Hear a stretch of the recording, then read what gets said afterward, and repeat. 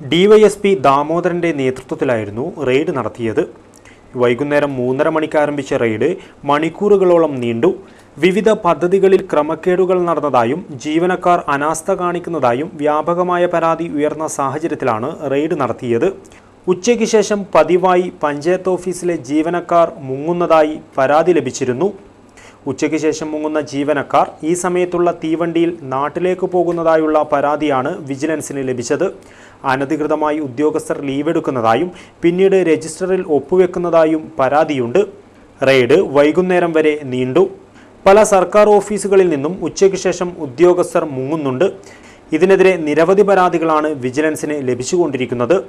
ഈ സാഹചര്യത്തിലാണ് vigilance raid ഊർജിതപ്പെടുത്തിയത്. ഇതിനു പുറമെ മഞ്ചേശ്വരം പഞ്ചായത്ത് പ്രസിഡന്റിന്റെ വാർഡായ തുമിനാടിൽ നടപ്പിലാക്കിയ വിവിധ പദ്ധതികളിൽ ക്രമക്കേടുകൾ നടന്നതായി മഞ്ചേശ്വരം കൺസ്യൂമർ സൊസൈറ്റി നേരത്തെ തന്നെ പരാതി നൽകിയിരുന്നു.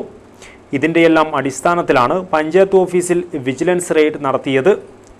News bureau, Manjeshwaram.